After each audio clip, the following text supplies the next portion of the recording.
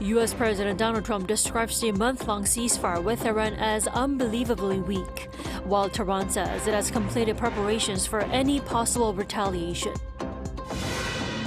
South Korean and U.S. defense chiefs met at the Pentagon to discuss a wartime operational control transfer and efforts to restore navigation through the Strait of Hormuz, while also reportedly addressing sensitive issues, including nuclear-powered submarines and limits on U.S. intelligence sharing on North Korea. Korea's economy is showing signs of a semiconductor-driven rebound, but a state-run think tank warns that mounting global shocks are deepening imbalances across key industries. U.S. President Donald Trump has once again slammed Iran's response to Washington's latest peace proposal, while Tehran says it's fully prepared for any possible U.S. military action. Our Kim Bo-kyung starts us off. U.S. President Donald Trump has described a month-long ceasefire between the U.S. and Iran as being unbelievably weak and on massive life support. Trump made comments in response to questions from reporters in the Oval Office on Monday. He also referred to a peace proposal from Iran as totally unacceptable and a piece of garbage. After reading that piece of garbage they sent us, I didn't even finish reading it. They said, I'm not going to waste my time reading it. I would say it's one of the weakest right now. It's on life support. They understand. Underlining that Tehran cannot have a nuclear weapon, he claimed that Iran had agreed to hand over its highly enriched uranium to the United States and that the U.S. was one of the only countries that could remove it, but later changed its position. So we talked about it, and they said, you'll have to take it out because we don't have the capability of doing it. We were going to go with them, but they changed their mind because they didn't put it in the paper. Earlier on the same day, the U.S. president told Fox News that he was considering resuming the suspended Project Freedom operation. The news outlet reported Trump as saying that guiding U.S. military ships in the Strait of Hormuz would be a small part of a larger military operation, though he had not made a final decision yet. In response to pressure from Trump, Iran said he had completed preparations for all possible countermeasures.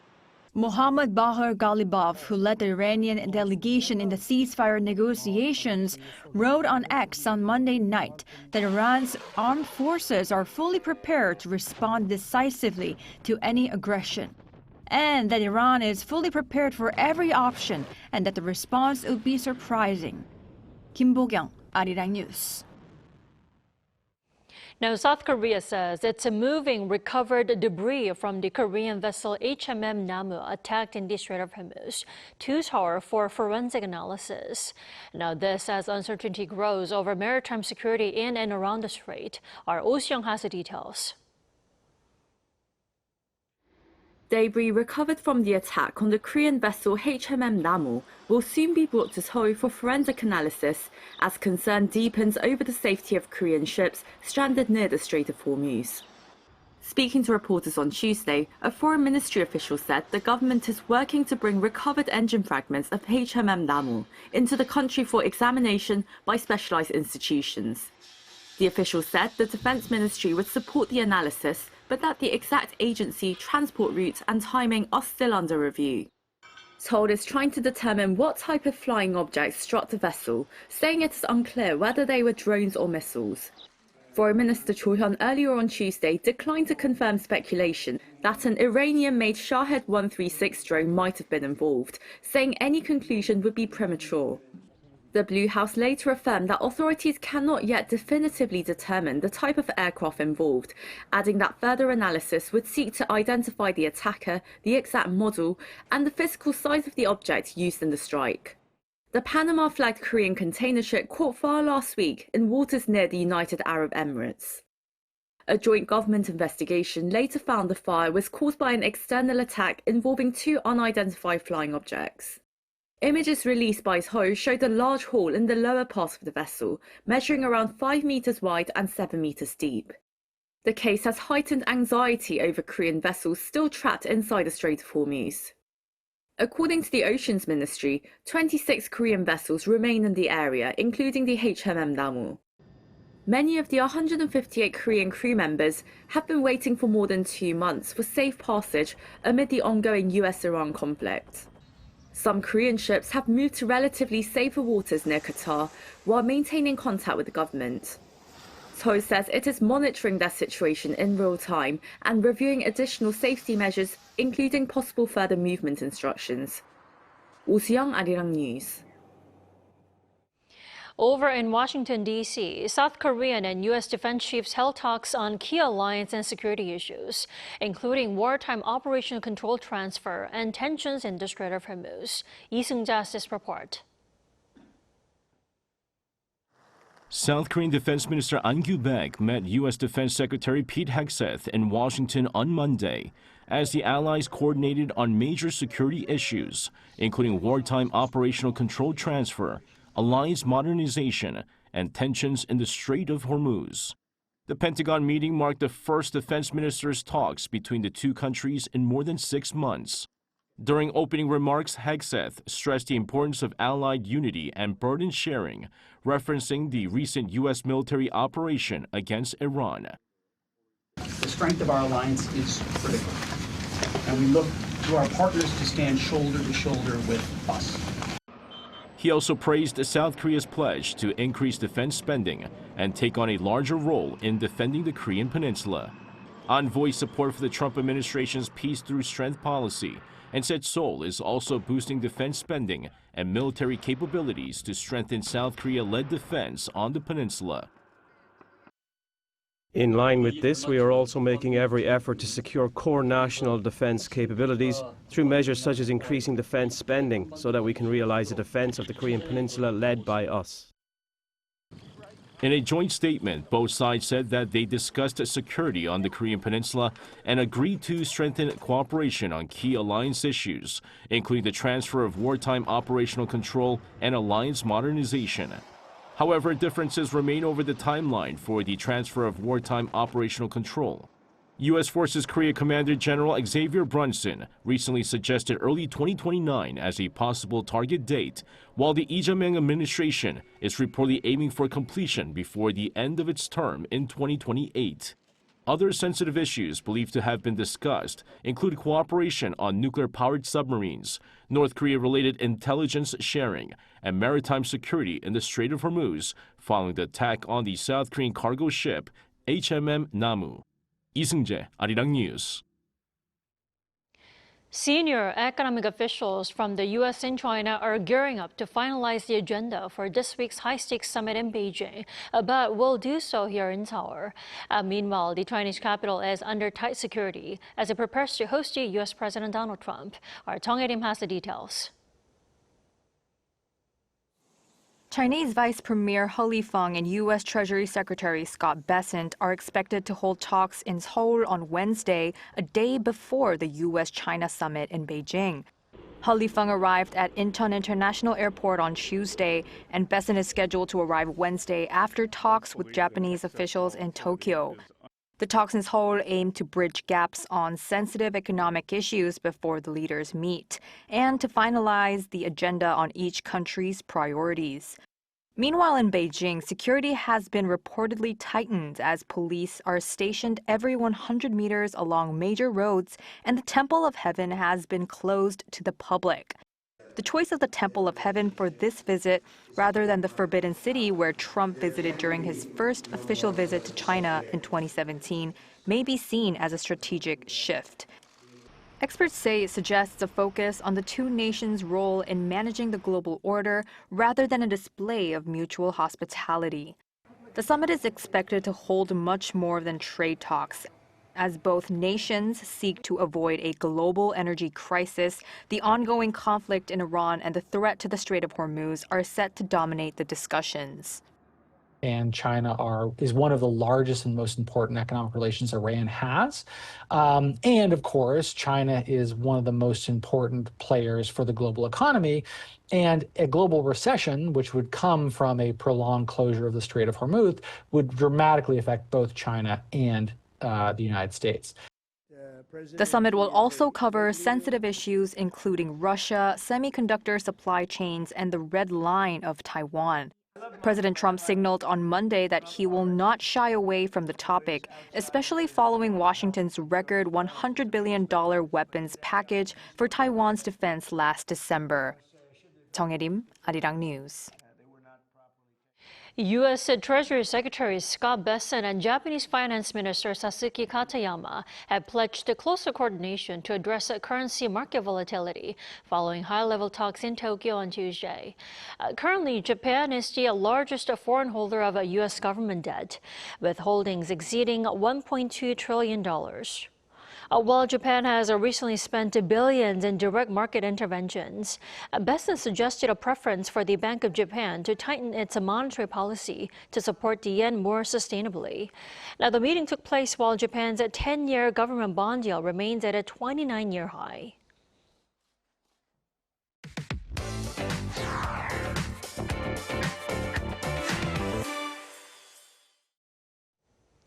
With around 3 weeks left until the local elections that are to shape the head figures around the country, the main political parties have announced their election pledges. For more details, we turn to our correspondent, An Sung-jin. Welcome back, Sung-jin. Thanks for having me, Dami. So, Sung-jin, the National Election Commission has released the election pledges for both the ruling and main opposition parties. Let's start with the ruling party. What are some of their main election pledges?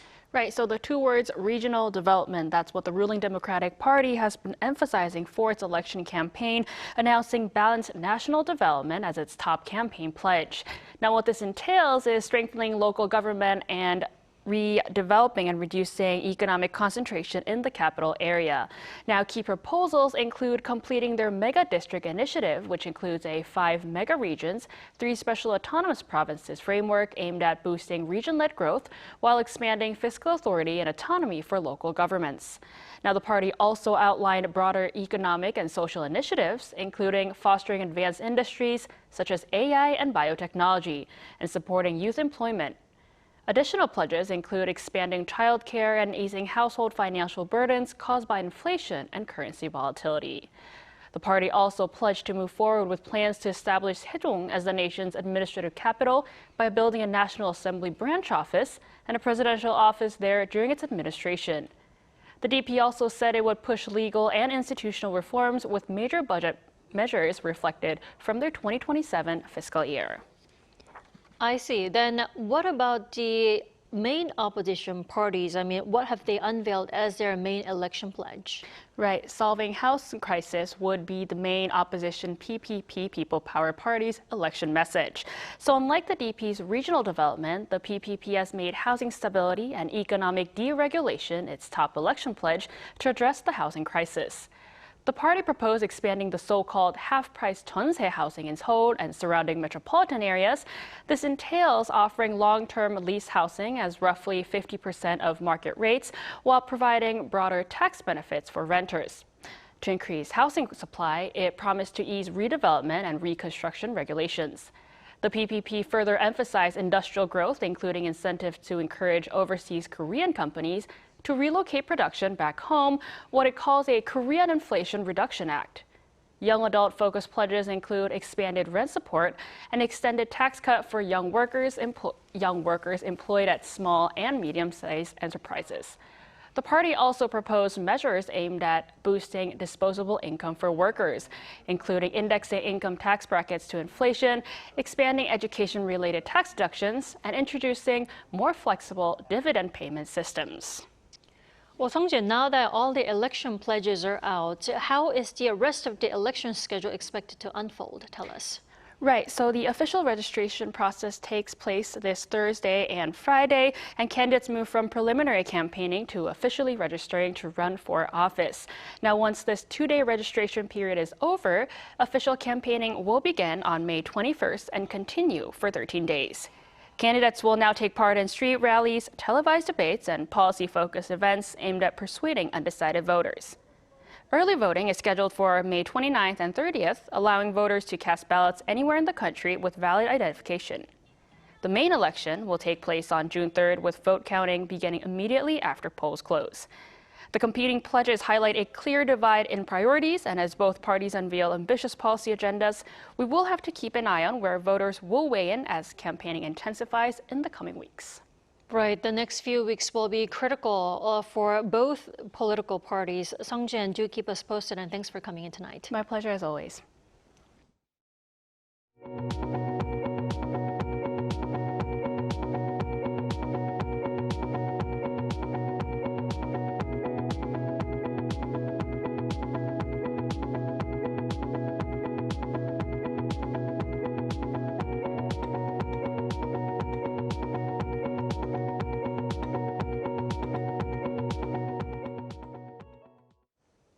President Lee Jae-myung has urged that expansionary fiscal policy be reflected in the economic planning for this year and next year.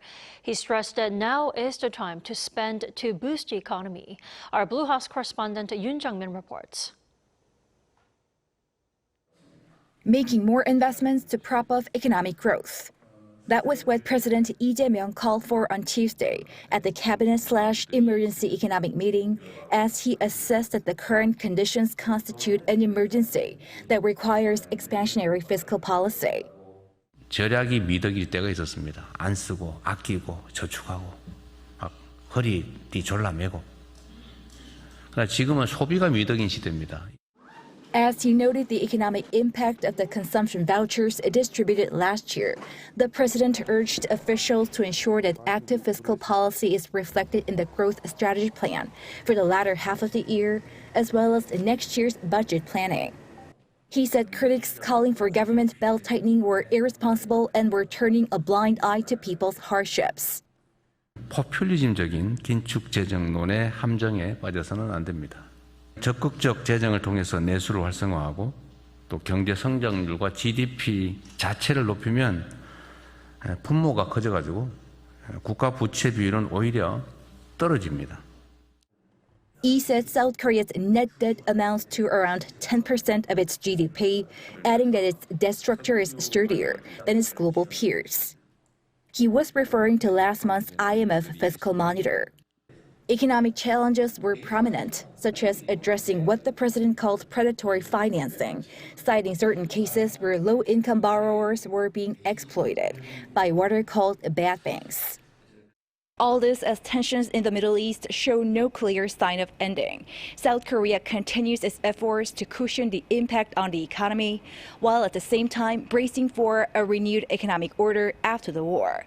Yoon Jung-min, Arirang News. Now, exports have kept the South Korean economy relatively resilient, but analysts here believe external factors, including tensions in the Middle East, remain as tangible variables amid mounting energy costs. Kim Do-yeon explains. The Korea Development Institute has upgraded its assessment of the Korean economy. In its May Economic Trends Report released Tuesday, the state-run think tank said the economy is showing a recovery trend, shifting its language from the gradual economic improvement it had used since last November. The recovery is driven by a massive increase in semiconductor exports and an improving service sector. All industry production rose 3.5% on-year in March. Exports surged 48% in April, led by a 173.5% jump in semiconductors amid a global AI boom. However, inflation remains a persistent risk.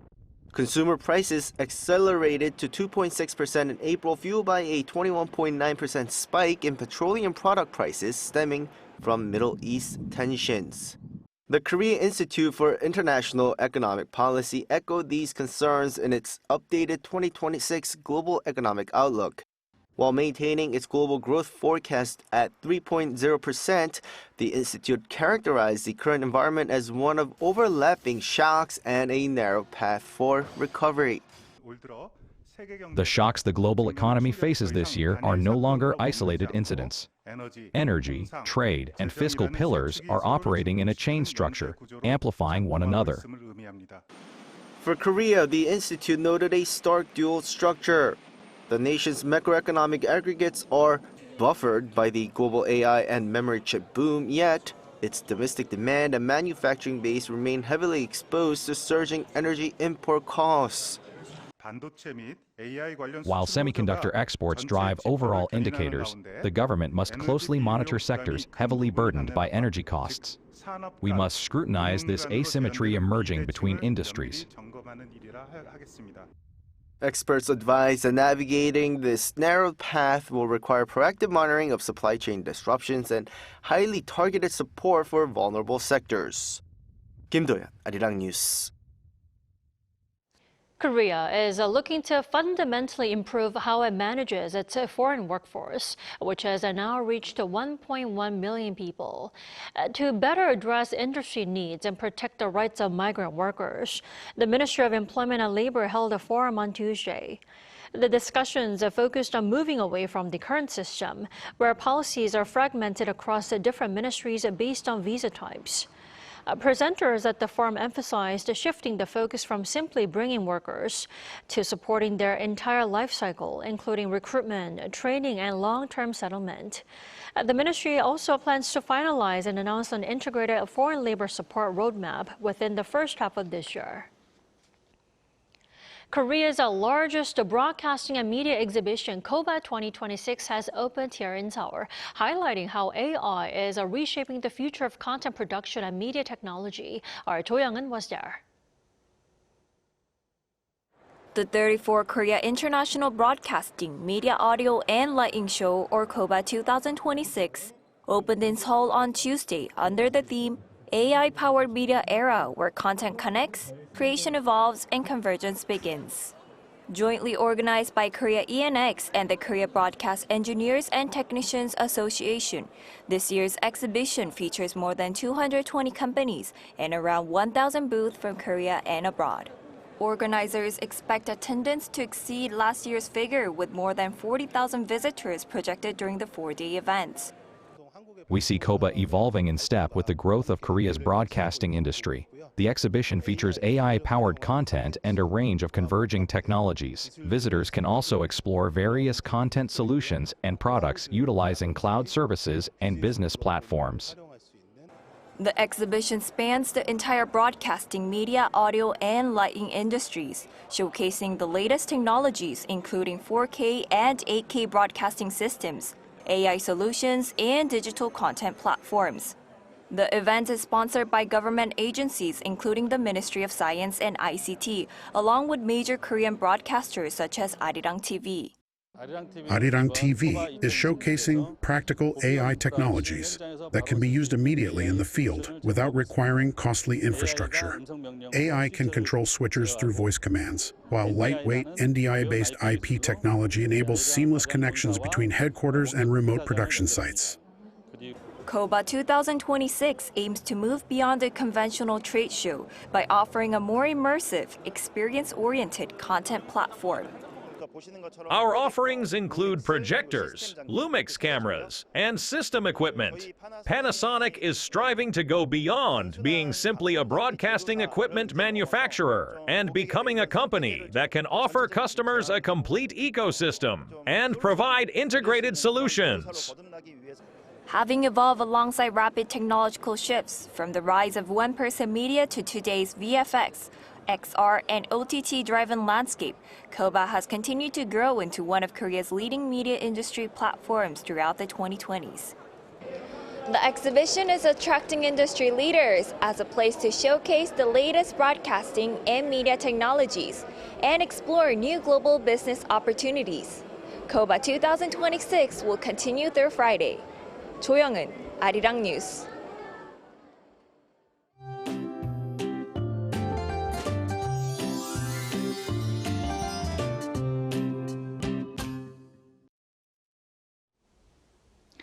Tomorrow, clear skies will return with warm spring weather, and temperatures will rise further toward Thursday and the weekend.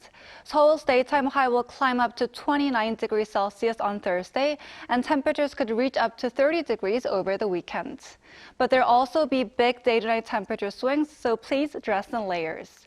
Meanwhile, a dry weather advisory are in effect for the eastern coastal areas of Gangwon-do province, so please be cautious of wildfire risks. Tomorrow, UV levels will be very high nationwide during the daytime, so make sure to wear sunscreen and avoid outdoor activities as much as possible. Tomorrow, clear skies will return. Seoul will start the day at 14 degrees, Chuncheon at 13 degrees, Busan at 15 degrees.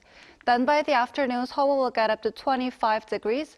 Chuncheon, Daejeon, and Gwangju will all top out at 26 degrees. Looking ahead, about 5 millimeters of rain is expected over the mountainous areas of Gangwon-do province. Now here's a look at the weather around the world.